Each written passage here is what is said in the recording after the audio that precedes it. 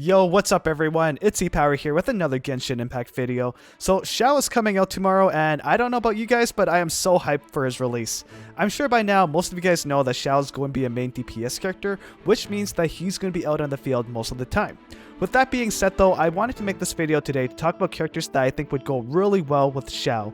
These are going to be characters that can really boost his damage in one way or another. But before I get into the video here, the channel is nearing 5,000 subs and I honestly can't thank you guys enough. The amount of support that I've gotten over the last little while has been incredible. So when we do hit 5,000 subs, I want to give something back to you guys. I'm going to be doing a giveaway for battle passes and blessing and welcome moons, and I'm going to be giving out a lot of them. So please subscribe and stay tuned for that upcoming giveaway, but either way, smash that like button and let's get this video started. I'm going to start with characters that are easily accessible, and as the list goes on, the characters introduced are going to be more rare. So starting with the character that everyone has, this is going to be the Wind Traveler. So you guys might be wondering why I'm recommending the Wind Traveler. Well, that's mainly because of his or her elemental burst skill. Many of you guys do know that the Wind Traveler's elemental burst is going to summon Tornado, pulling everything towards itself while moving forward and dealing continuous animal damage. But did you know that with C6 unlocked, the Tornado will actually reduce the opponent's animal resistance by 20% as well? This is pretty nuts, guys. So what I'm thinking is that when you initiate a fight, you would use the Traveler's elemental burst first to gather up all the enemies and reducing their animal resistance, and then you switch over to Xiao, and because of his mobility from his elemental skill where he does like the quick dash, he's not going to have any issues catching up with the Tornado and hitting the enemies that are caught up in it. There's also a few other benefits about running the Wind Traveler here too, and that is having the double animal buff, so stamina consumption is going to be reduced by 15%, movement speed increased by 10%, and all cooldown skills are reduced by 5%. This is pretty huge, especially when Xiao is going to be an extremely mobile character who is going to dash around the battlefield. This is just going to give him even more mobility. Another benefit is that by having another animal character on the team, you can ensure that you'll be generating more animal energy particles. So Xiao is going to have an easier time maintaining his elemental burst. And lastly guys, the Wind Traveler's elemental burst has an extremely low cooldown of 15 seconds and a low energy cost of 60. So if you give him like the 4-piece Noblesse Oblige set, he can pretty much spam his elemental burst, which will also give Xiao an extra 20% attack buff, which is going to be phenomenal. For his weapon choice here, I'll probably recommend something like the Sacrificial Sword or the Fischl Sword, or even the Festering Desire. You mainly just want to stack energy recharge on him so you can spam those elemental bursts as much as you can. Moving on, we have Fischl. So Fischl is going to be a great support DPS character with Xiao, mainly because of her elemental skill. Fischl really shines at dealing damage with her elemental skill even when she's not active on the field herself. This is great because that's going to be a lot of extra DPS while Xiao is out on the field instead. And guys, if you have C6 unlocked for Fischl, her Electro Crow that she summons is going to deal so much more damage. With C6, whenever your active character attacks, in this case that's going to be Xiao, Oz is going to be attacking as well, dealing 30% of Fischl's attack as electro damage. And another thing that's great about this is because Xiao is a polearm character, his attack speed by default is going to be insanely high. So Oz is just going to be dealing a ton of extra electro damage. Fischl is also going to work really well here, mainly because Xiao is an animal DPS. Xiao is not going to need to utilize elemental reactions for his DPS to shine, and as you know, with the current state of the game, electro reactions are a little weaker compared to like Vaporize, which is Pyro and Hydro mixed together. So for this build, you can either give Fischl like the full 4-piece Thundering Charge or even 2-piece Thundering and 2-piece Gladiator here. And then ultimately, you want to give her a weapon that increases her elemental skill damage, such as the Stringless. The next character is going to be everyone's favorite chef. That chef is Xiangling. So you guys might be wondering, why her? Well, here's the reason.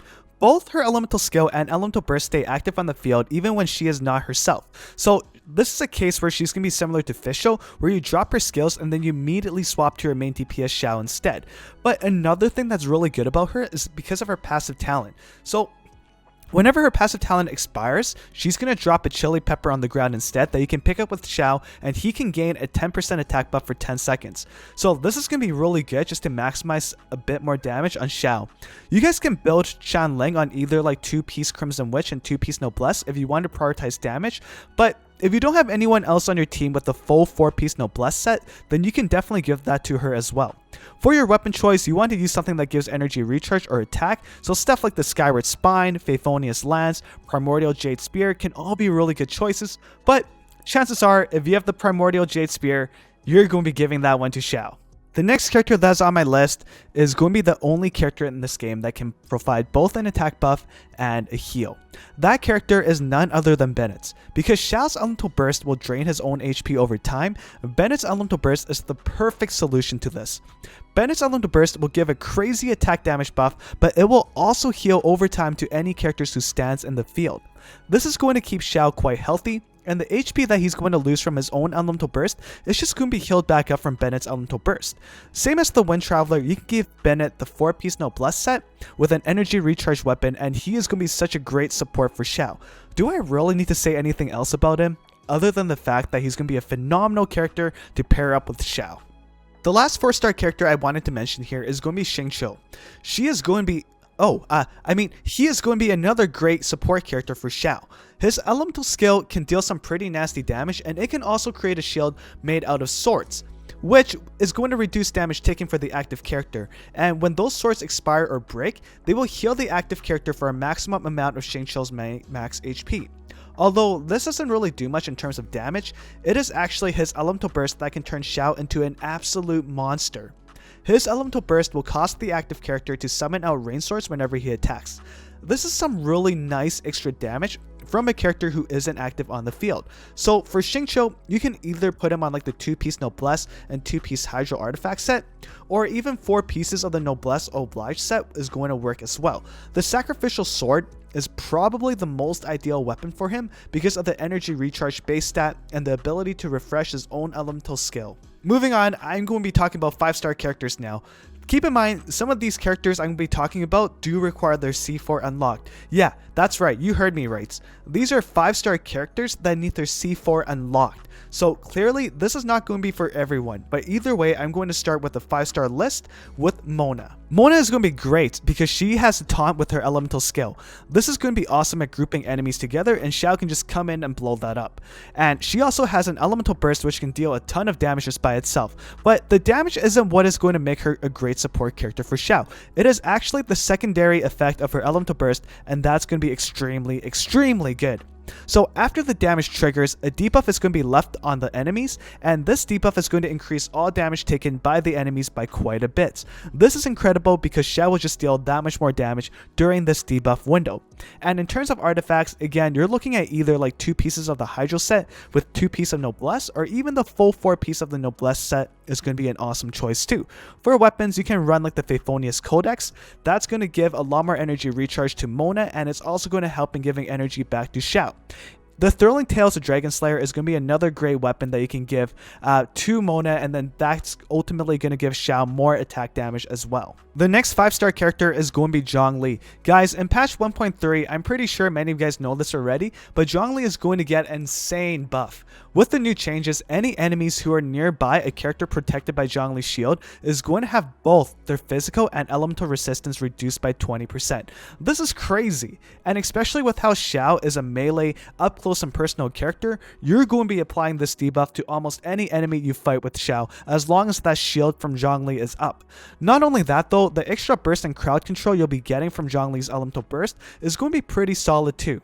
For artifacts, you can go with like 2 pieces of the Archaic Petra and 2 pieces of the Noblesse, which is going to maximize that geo burst damage. And for weapon, well, any energy recharge weapon is going to be a great choice, so Skyward Spine, Phaephonius Lance, or even the Deathmatch from the Battle Pass are great options. Now, the last 3 characters I'm going to be talking about here are going to be 5-star characters with constellations. Again, I don't expect the majority of players to have these unlocked, but if you do, then these are characters you want to run with Xiao 100%, hands down, no questions asked. The first character here is going to be Venti. So even without any constellations unlocked, Venti is already going to be a great support character just because, again, he is an animal character for that 2 animal character bonus, and with his elemental burst he can group enemies together for Xiao to just destroy and pummel.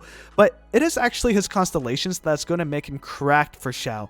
C2 Venti is going to give his elemental skill a 12% animal resistance reduction for 10 seconds to enemies hit by it. Now, if those enemies are knocked up, they're going to take an extra 12% animal resistance reduction. This is crazy.